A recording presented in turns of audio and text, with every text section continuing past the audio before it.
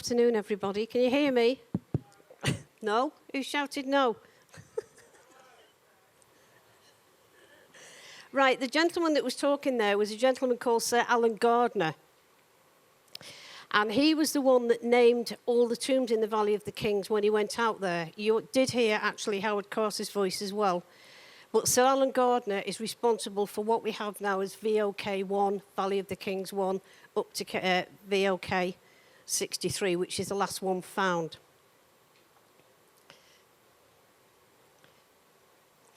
So today, what we're going to do, we're going to go through the discovery of the tomb by Howard Carter and Lord Carnarvon. Some of the pictures are in black and white, and these are from the journals of Howard Carter himself. Akhenaten, on the left-hand side, is actually the father of Tutankhamun. Nefertiti was his stepmother. They think a lesser wife called Queen Kia was the mother of Tutankhamun, who died in childbirth. Akhenaten is known as a heretic, mainly because he took the worship of all the gods in Thebes, which is modern-day Luxor, to a place called Tel El Amarna, which is 400 miles between Cairo and Luxor, to the worship of one god, the Aten.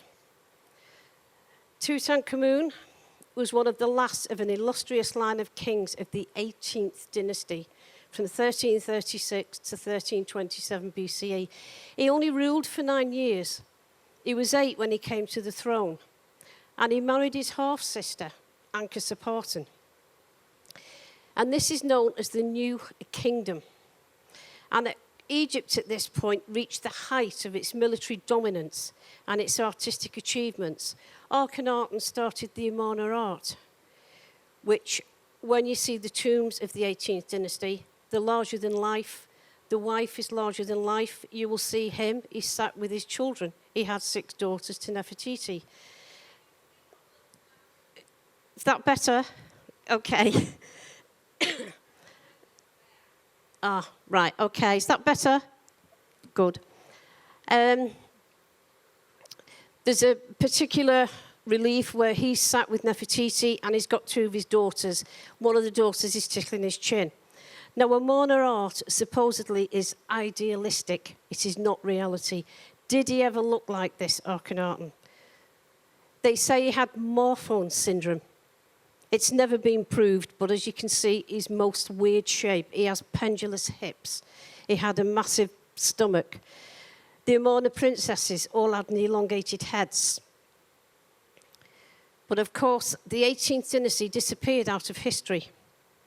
In Abydos, in the tomb of Seti, the temple of Seti I, there's what's known as the King's List. And it lists every dynasty from Dynasty 1 right through to the reign of Cleopatra.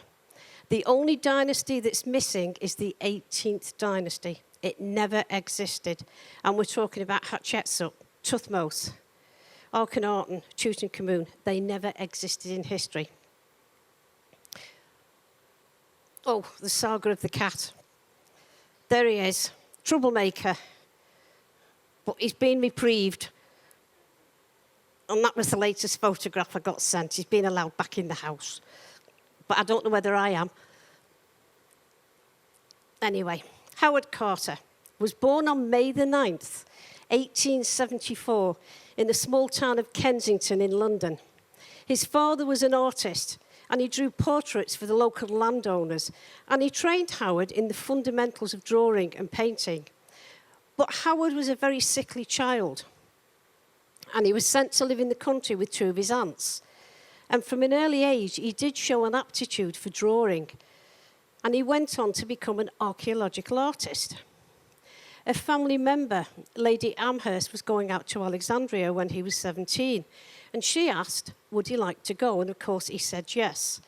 And at that point, that was where his fascination with all things Egypt was born, and gradually it became his life's work. These are just some of his paintings that he actually did. It was his first trip outside of England, and he hoped to work with the Egypt Exploration Society as a tracer.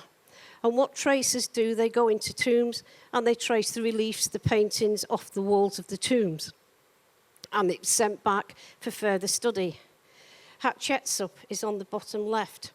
You can see the cat up at the top left, the deer hunting on the right, and the owl. Now, the owl represents M as a hieroglyph. That's the phonetic sound, the owl for an M. It said he worked diligently through the day, and he slept with the bats in the tombs at night. One of his most famous discoveries was KV-55. The coffin is actually in the Cairo Museum. When he went in, you can see the state of disrepair it was found in. And this was in 1915. And it was supposedly the tomb of Amenhotep III, Akhenaten, the father of Tutankhamun. There was a debate as to whether it was Queen T, Tutankhamun's grandmother. He spent another 6 years at Delabari as a draftsman working on the famous temple of Hatshepsut. Now, this gentleman, Theodore Davis, was an American lawyer. He was also a play archaeologist, because, of course, he had money, he had the wealth, he could buy the rights to the valley. So he was blocking the path to Howard Carter to find any more tombs that were in the Valley of the Kings. In 1907, Howard Carter was introduced to Lord Carnarvon, an amateur archaeologist. He'd come to Egypt to recover from a horrific car accident he had in Germany. He was born at Highclere Castle, near Newbury in England, and he was born in 1866. He was also an automobilist, and he was given to speeding, and on a few occasions he was brought before magistrates. And one report in a magazine called The Autocar described how, like a flash, he whizzed past pedestrians and cyclists at terrifying speeds of up to 15 miles an hour.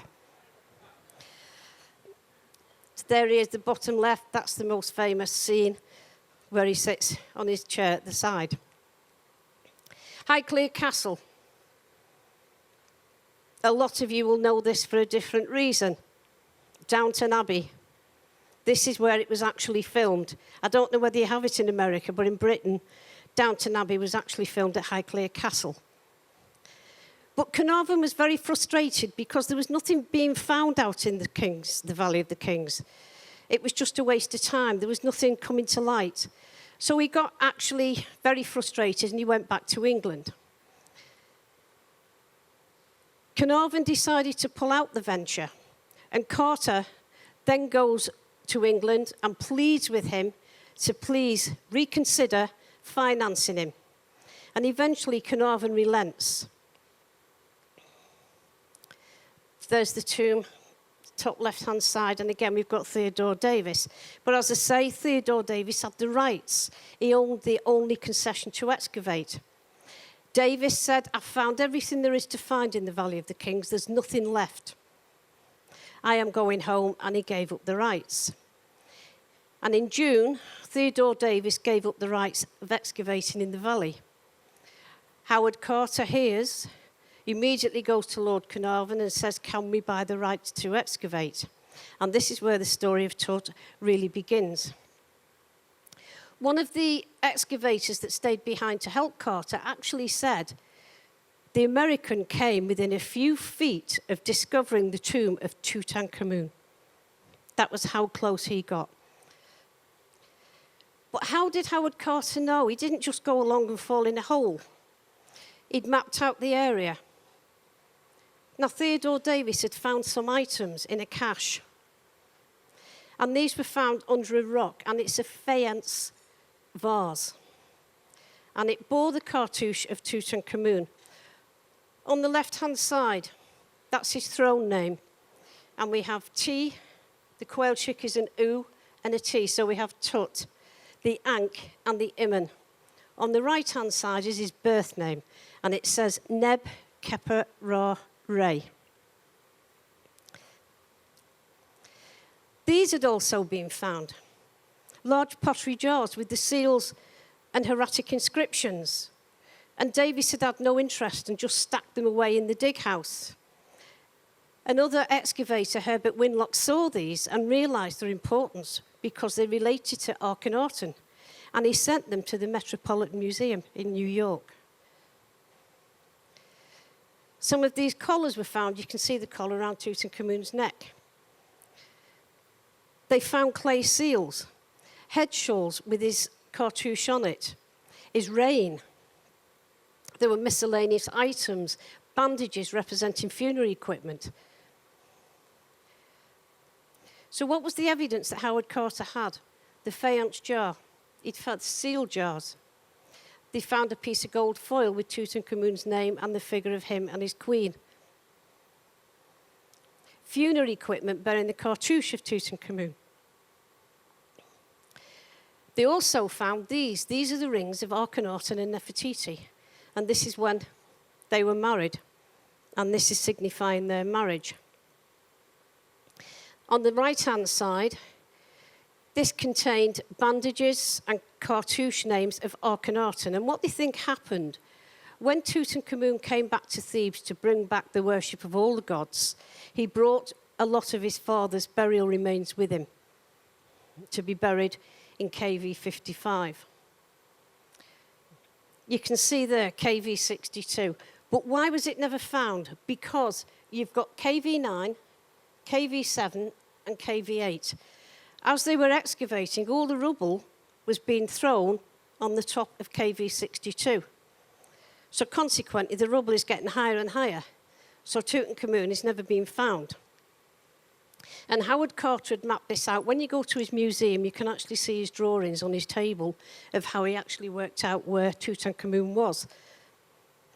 So they started excavating. They removed the workmen's huts. But they still hadn't found a tomb. And by the 3rd of November, 1921, they had cleared enough of the huts to clear the ground of 3 feet of soil that lay beneath them.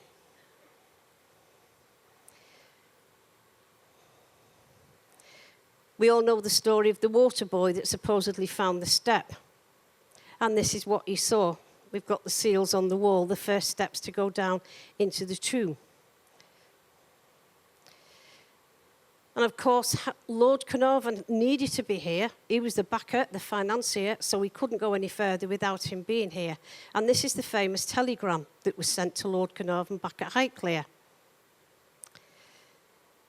It was clear that they'd found a tomb, but was it intact? Was there anything in there? Had it been plundered in antiquity? On the 23rd of November, Carnarvon and his daughter Evelyn arrived in Luxor, and everything was set for the second chapter of the discovery of the tomb of Tutankhamun. The seal, the 9 jackals. And Carter says in his book, it was with suppressed excitement that I watched the descending steps to the staircase as one by one they came to light. As the work progressed, it became a passage 10 feet high, 6 feet wide. At the 12th step, the first sealed doorway. It was blocked by rubble. They know it had been broken into because it had been resealed. And on the 24th of November, the whole staircase had been cleared, and there were 16 steps in all. Have anybody been into the tomb of Tutankhamun? You'll know how tiny it is. He makes a breach in the corner. Lord and Lady Carnarvon are by his side. Lord Carnarvon's getting very frustrated because Howard Carter's taking his time with this rod. He eventually lights a candle. Lord Carnarvon says, "What can you see?" And Howard Carter gave this fabulous, yes, wonderful things. You can see there, the eye grew accustomed to the light. Gold, statues, the glint of gold. He was struck dumb with amazement. This is the plan.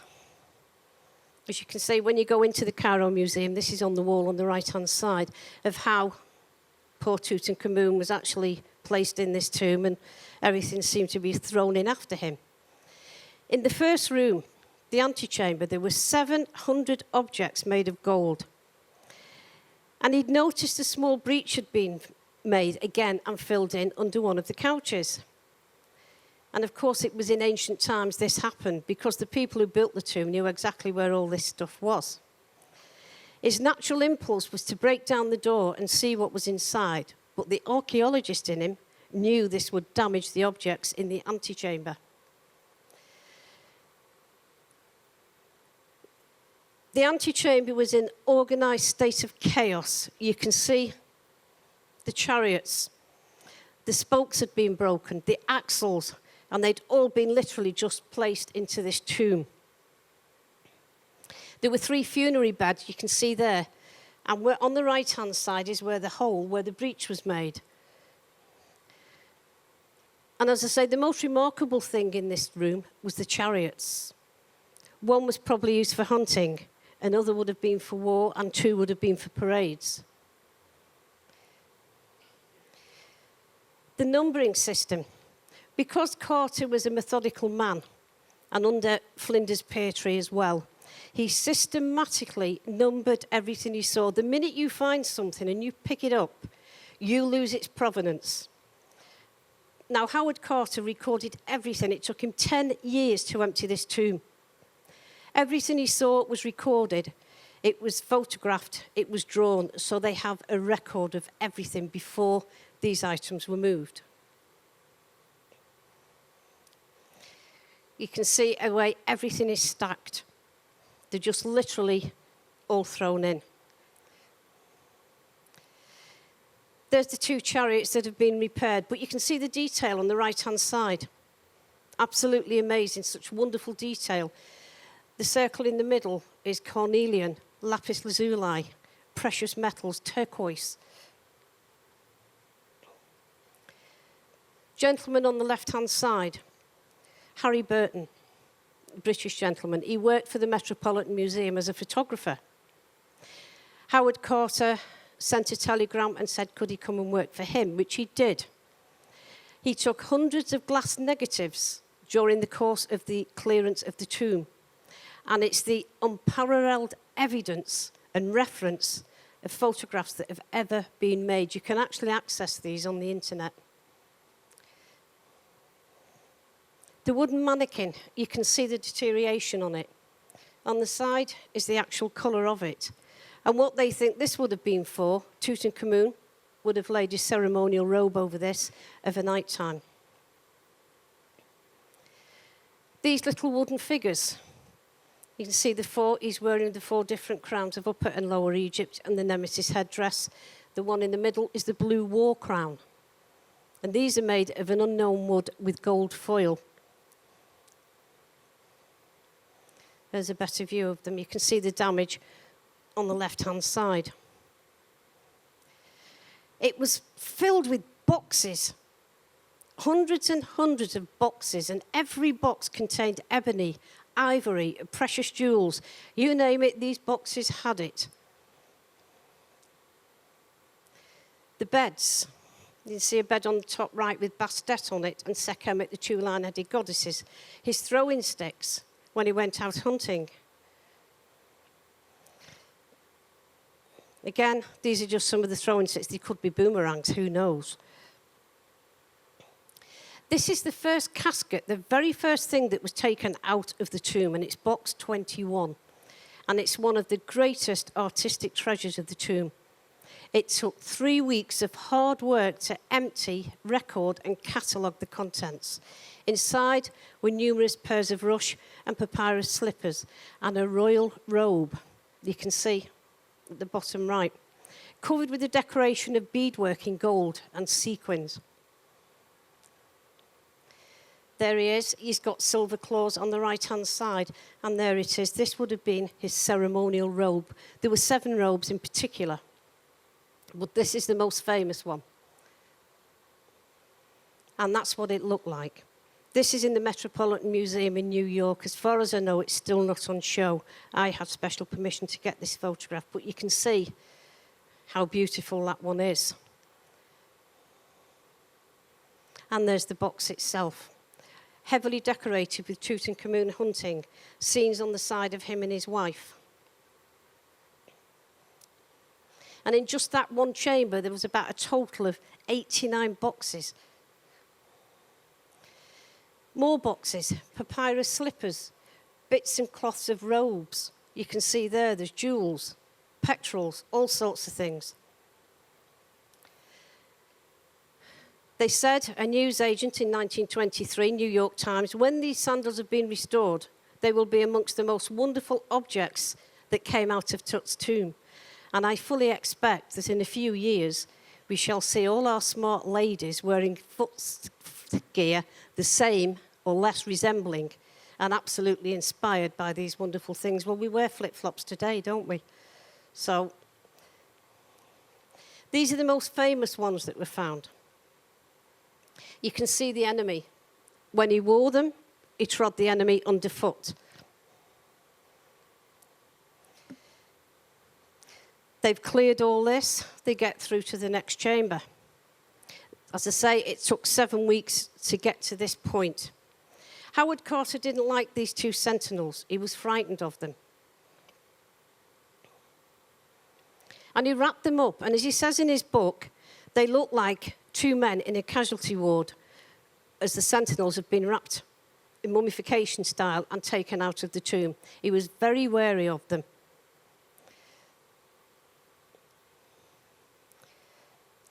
They usurped the tomb of Seti II to store all these objects that came out of the tomb. And this is Howard Carter and Arthur Callender on the floor restoring the sentinels.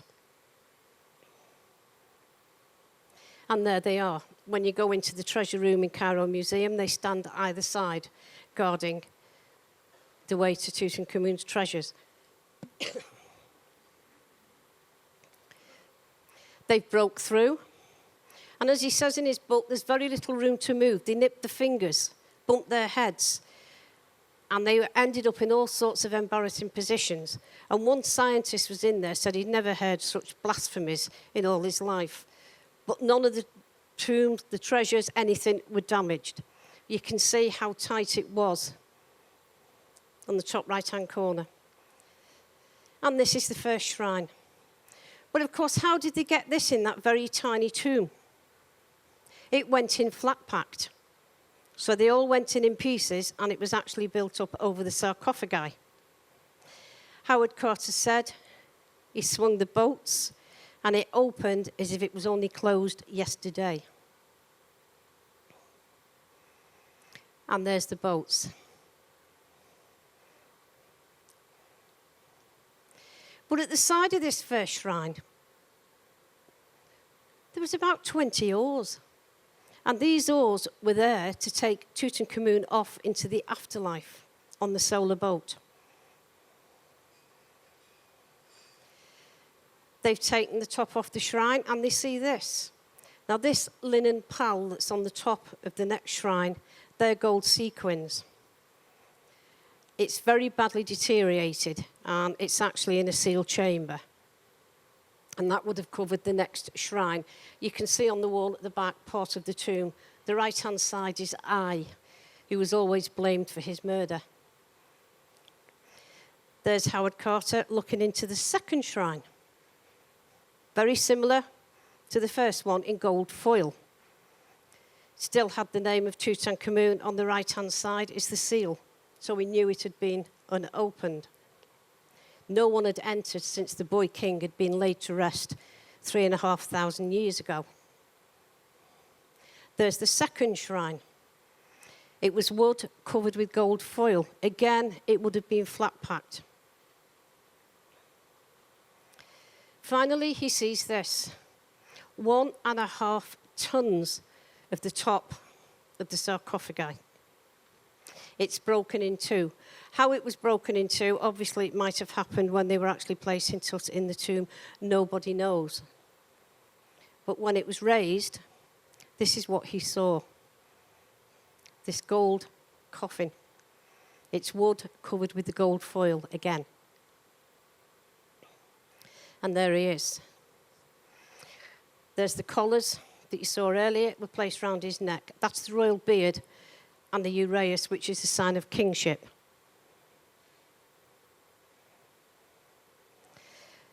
There's Isis, the protector goddess, which was laid across his chest, and the gold foil would have gone right down him, actually, as he lay in the coffin.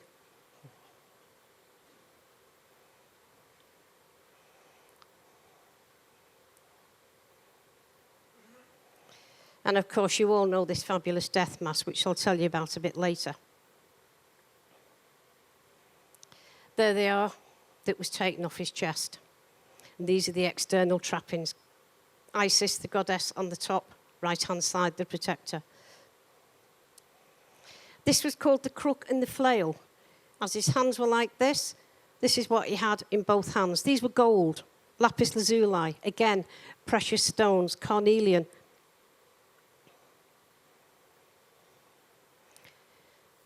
Excuse me.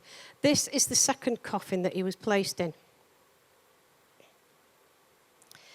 Howard Carter, very gently, as I say, he lay forgotten until Carter discovered him. And Carter says, he bears a sad but calm expression, suggestive of youth overtaken prematurely by death. And this is how he went in. Sarcophagi, the shrines, and 3 coffins.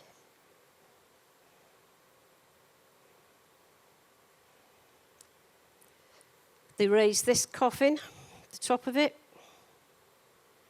And again, this is the front view of this fabulous coffin that's absolutely full of colours, precious stones. Again, it's gold foil covered with all these things. He's wearing the Nemesis headdress and the royal beard. On the right-hand side, he was covered in hundreds and hundreds of these petrels.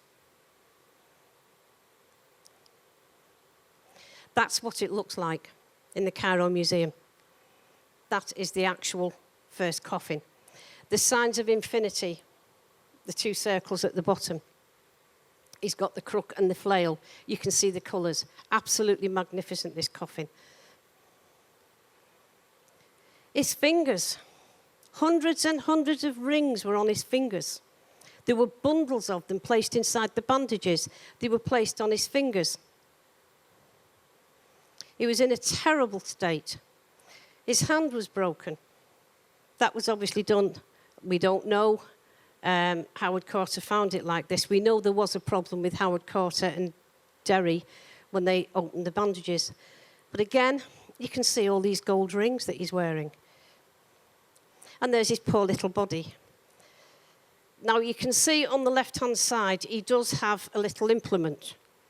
Now, when Zawi Hawass brought him up in 2009 for a scan, it was missing. It had disappeared. Now, back in the 60s, Professor Harris of Liverpool University Hospital came in to x-ray him, his skull, to see whether he was ever murdered. And they think it got broken off in this procedure. So the poor little boy was never intact. To be born again, he needed to be intact. He needed to be complete and whole. His skull, can you see the lines on the top of his skull? The death mask was so tight when Howard Carter took it off. This is the impression he saw on his skull. And that was made by the diadem. It was pressed so hard onto his skull, it had made this impression.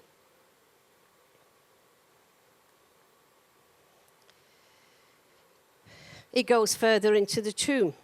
Once he got through, he was met by this person, Anubis, or Impu. The Greeks called him Anubis. He's actually called Impu, the god of mummification. He's also a protector. You can see him there.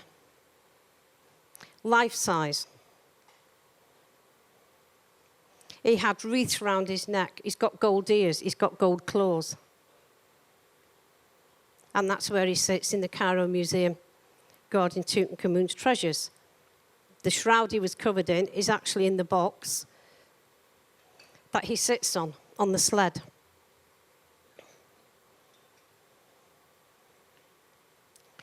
But once he got past Impu, he saw this, another shrine with the 4 protective goddesses round. This again was covered with a linen pall. You can see it's made of alabaster. When he removed it and he looked, there's the 4 canopic jars of Tutankhamun.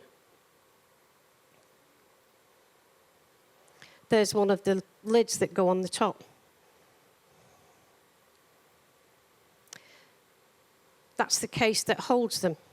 You can see his cartouches are all the way around, and it's on a sled. And that's what they actually look like when you see them in the Cairo Museum. But you can see the detail on them. Now, these are made of alabaster, but look how perfect they are for something that's nearly 4,000 years old. And that's one of them. I mean, I used to spend hours just gazing at all these when I was there, because every time you looked, you saw a different detail. That's the lid. You can see the metal holes on either side, which would have been used to carry them. The magnificent throne. It's the most spectacular one of the 6 that were found in the tomb. It was a wood frame, and it was wrapped with sheets of gold and silver, and it was inlaid with an array of precious stones, faience, coloured glass, and they were all worked into these patterns. If you look in the middle at the top, that's the Arton that his father worshipped. You see the rays of the sun and the hands coming down, the worship of one God. That's his wife, Ankh-Separtan, and half-sister. Apparently, as they do say, they were very, very much in love with each other, which was very rare for that time. As I say, this is the Amarna art. This is what his father started to do to show the people they were human people and not gods. That's the chair as you see it today. You've got the 2 goddesses on either side, Nekbet and Wokbet, which is Upper and Lower Egypt, 2 protector goddesses again. These gold-capped shoes, gold finger rings, gold caps for his toes. You can see his feet on the left-hand side, how badly damaged it was. Well, thank goodness in the revolution they were out on loan and they never got stolen. But I will show you in a second what actually did get stolen. Rings, loads of rings, hundreds of them in bandages on him, all over the place they were. This collar, the bottom left-hand side, Percy Newberry, that worked with Howard Carter, actually worked out by these seeds the death or the date of the death of Tutankhamun. And he said it happened round about the middle of April. Just by the culmination of all these seeds that made this collar.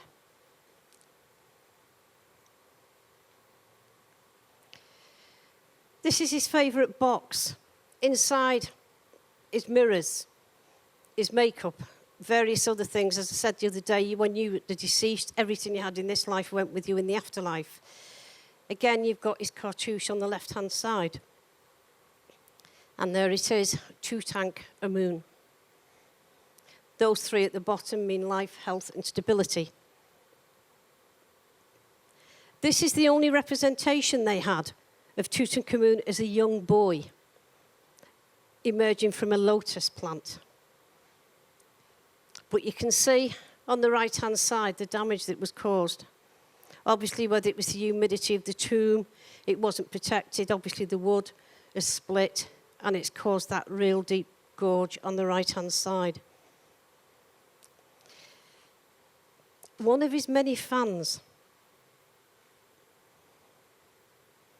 There it is, gold. Apparently, he went out and hunted the ostrich feathers to make this fan. Unfortunately, it disappeared. It's never been seen since. This is the most famous one. It's ivory, it's gold, and it's absolutely beautiful. There it is, it was laid in its own little box. This was his favourite fan. When you see the paintings on the walls, he always had this in his hand. But again, when 2011, the museum was broken into, it disappeared. It has never been found.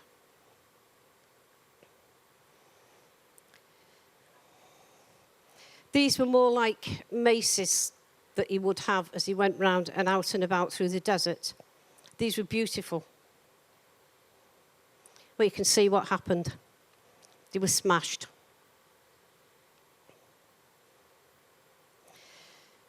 Statues look like little wizened old men in these boxes. That's his sunshade on the top right-hand side. Just some of the walking sticks.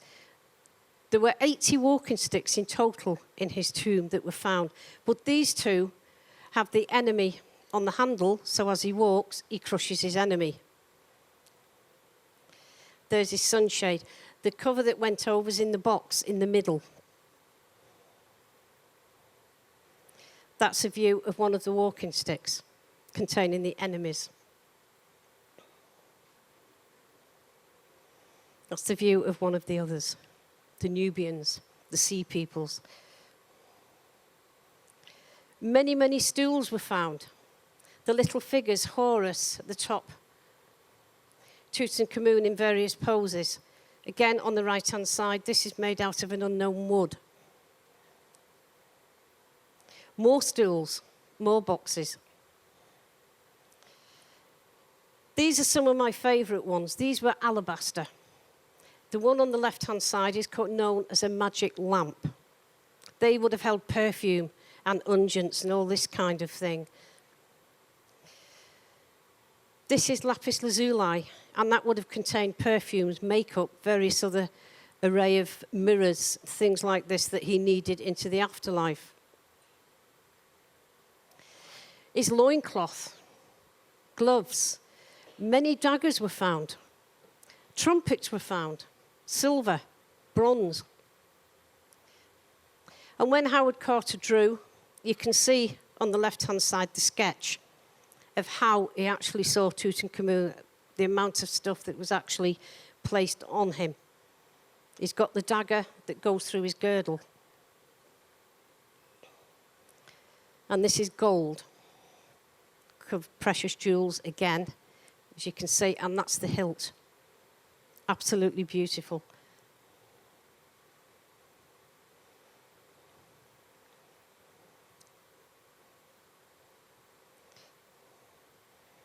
That was the one, the grey-coloured one, which was actually inside his waistband when Howard Carter drew the sight of him in the coffin. When Carter listed the objects, they numbered some 1,218 objects or groups of objects. And according to Carnarvon's will, all these antiquities, should his wife choose to dispose of, should be offered to the nation.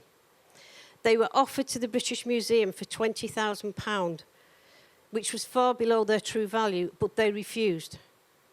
He suggested then that they were offered to the Metropolitan Museum in New York at a price to be negotiated and fixed by Carter, and that is where a lot of them are, as opposed to being in the Cairo Museum as well. But what's the curse? We've all heard of the curse, the mummy. Tutankhamun follows me around everywhere I go, causes problems. It was invented by Arthur Weigel, who was a journalist. Now, when they discovered the tomb, obviously it went worldwide. Everybody wanted a piece of this tomb.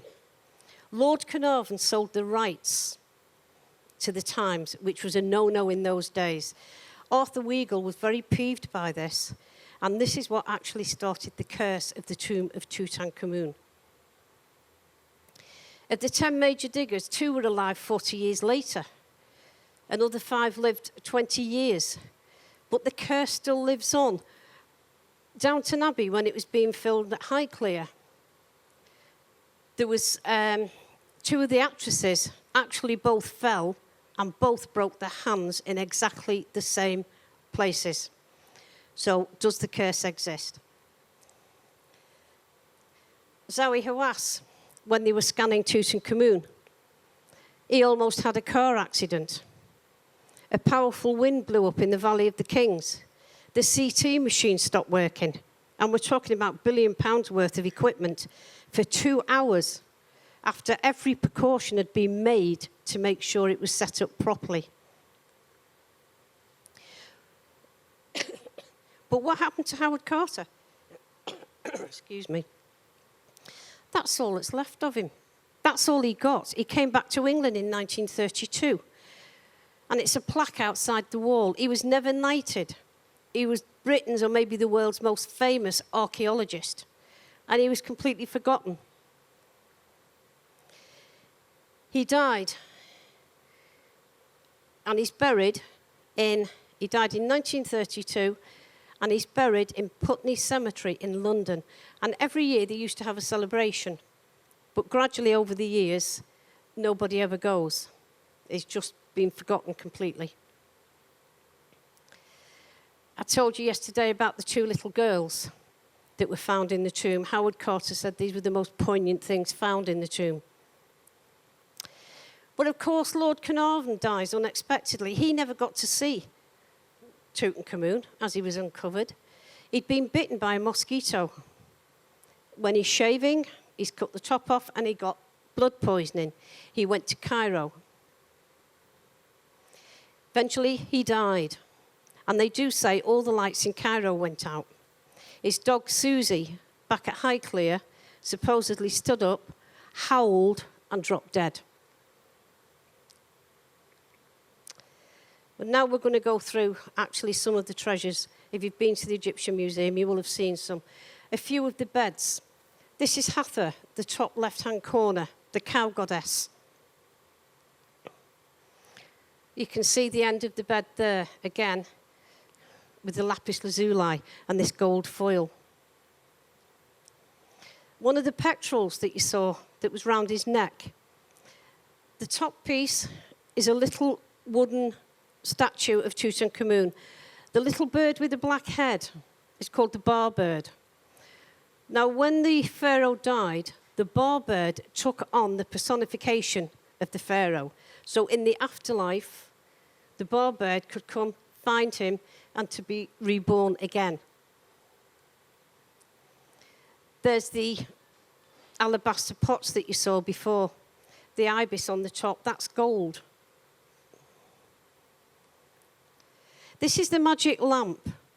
Him and his wife at night would pour oil in and a wick, and they would sit there, and you can see the actual picture of both of them would shine through.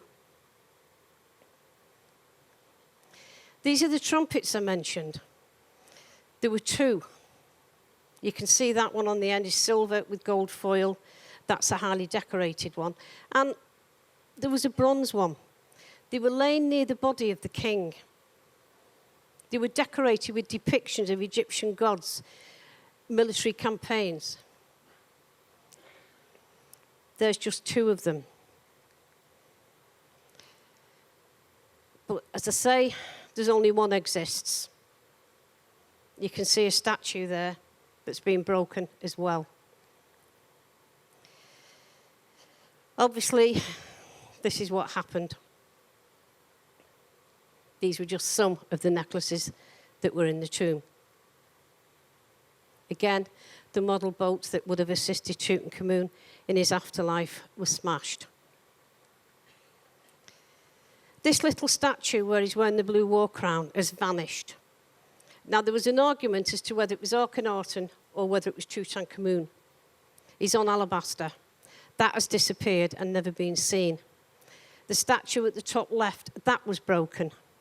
And this statue on the right-hand side has also disappeared. You can see the trumpets here. They've all been broken. The fans. More pectorals that were laid across him. This is the most famous one on the bottom right-hand side, Horus, the sky god with his wings outstretched. 2 signs of infinity, and the 2 ankhs, which is the key of life. His writing sets, and this one on the bottom left, belonged to one of his sisters, Meritaten. She died at 14. And this was found between the paws of Anubis. More necklaces. The eagle on the right-hand side has a little hook. They think Tutankhamun would have worn this every day as a protection with the outstretched wings. Gold rings, you can see, bottom right-hand side, the scarab, which means to do with the heart. A cobra as a human being. This is the shrine that held his insides, the canopic jars, with the 4 goddesses.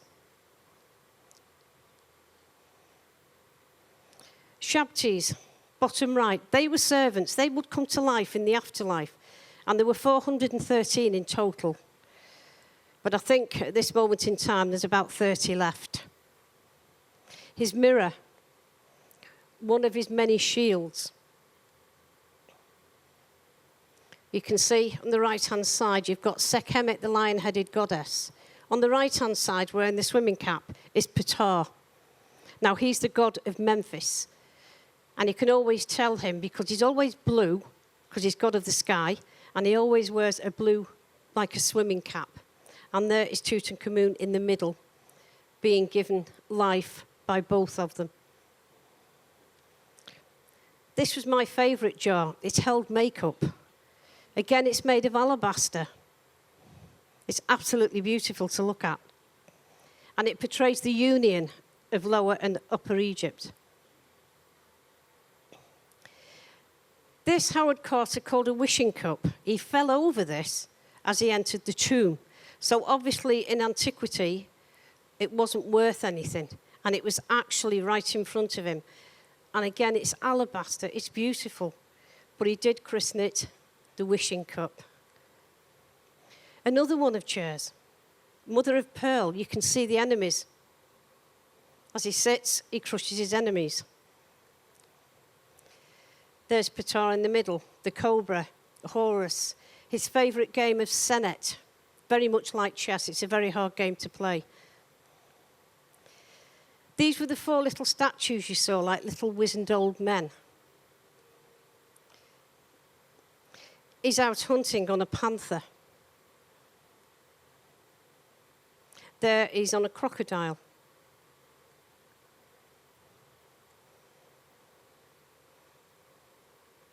And that's what happened to that statue. It was smashed. The latest I got was this, as it's trying to be restored. And that was the latest that they've tried. They've managed to restore most of it.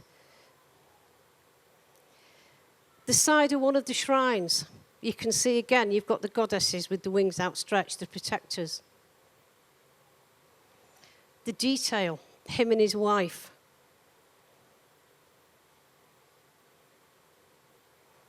There she is, she's lovingly stroking his arm, probably before he's going into battle. And that's the first shrine that you see. They say when they opened it, they actually saw the footmarks of the priests as they backed out of the shrine.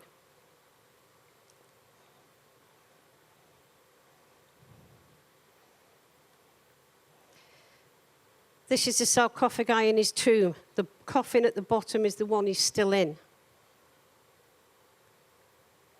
This is the coloured coffin that you saw earlier. It was 2.4 metres long, and it was made from an unidentified wood with an overlay of gold foil.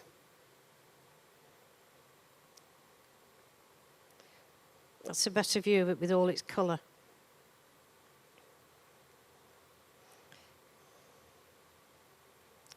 This particular coffin is made of solid gold. It weighed in at 110 kilograms. And its value alone today for scrap would be something like £3.621 billion. There it is, 110 kilograms of solid gold. The death mask, you all know this fantastic mask. It's made of solid gold. It's 21 inches high. Carnelian, turquoise, lapis lazuli, pure gold this is. You can see Horus on the left-hand side and the Nemesis headdress. This again is worth something like £2.5 billion, a scrap value. It's left Cairo once when it went on its grand tour back in the 80s? It went all around the world. It will never ever leave again because it's priceless. That's the back of it. You can see all the spells on the back to send him off into the afterlife, the magic formulas for the protection of his body. It's a closer view for you. Of course, the outbreak of the revolution, when they got rid of Mubarak, people were saying, what's happened to all these treasures? We know they've been broken into. What about the death mask? There you have proof it is still intact. It's still in its special room. But a few months ago, probably you've all heard, They were cleaning it, and they actually broke the beard, and they stuck it back with super glue. And they had to get a gentleman in from Germany who was a conservator to try and repair the damage. Needless to say, the person that knocked it off no longer works at the Cairo Museum. When they did the scans, November the 11th, the scan was done, the first one. A team of anatomists, archaeologists, began an examination of the mummy. It took 8 months. They discovered Tutankhamun was 5 feet 6 inches tall, and he died at the age of 18. The oils and the perfumes that had been poured over the mummy caused caustic elements, and there was an awful lot of damage. They were meant to honour Tutankhamun, and instead they burned away most of his remains. But there's the reconstruction of what they think he would have looked like. Very effeminate, very handsome young man. There's Nefertiti. You can see Akhenaten on the right-hand side, the actual shape of him. Now, whether he was actually like that, nobody seems to know, but that is what is being portrayed as his father. But of course, the tomb, number 62, the most famous tomb in the Valley of the Kings. There's the 16 steps into the tomb. It was only tiny. And there's his sarcophagi that still sits in the tomb. Again, he has the 4 goddesses on either corner. You can see how badly damaged the mould on the right-hand side of these walls are. It's absolutely full of mould. Now, he's the only pharaoh still in the Valley of the Kings to this day. He has never, ever left. There they are, where they're trying to bring him up to make a replica of him. But why do they want a replica? Can you see the damage on the walls? All the mould, the spores.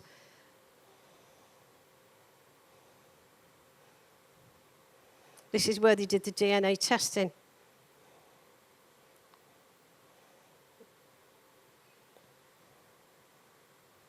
And of course, that's what you see. When I was there in February, he was still in this glass case, but he won't be for much longer, because eventually this tomb is going to be sealed for eternity, and you will never, ever get the chance to go in it again.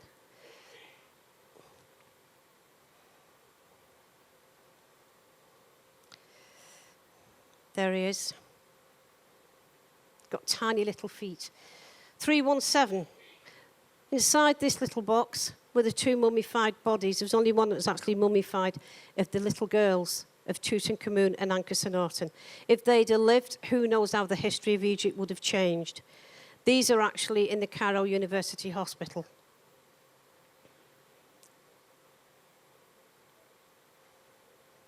And these are the little coffinettes that they were in.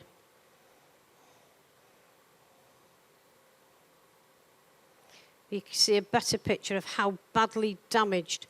Now, in Luxor, on the 22nd of April in 2014, an exact facsimile of the tomb of Tutankhamun was opened.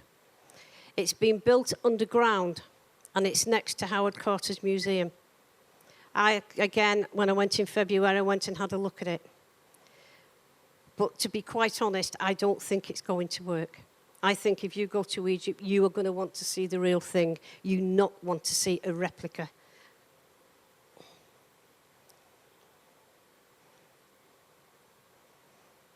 I mean, it's amazing they've actually recreated it. You wouldn't, unless you do know, you wouldn't know what the difference is if you've never been in the tomb. But it's almost identical.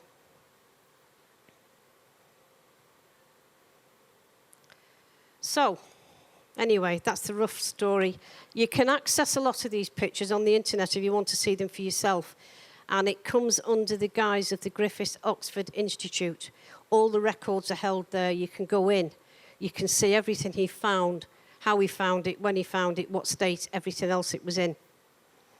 Tomorrow's lecture, inventions. Who invented toothpaste? And who do those famous false teeth belong to? So we'll find out tomorrow. Thank you for your attendance. Hope to see you tomorrow.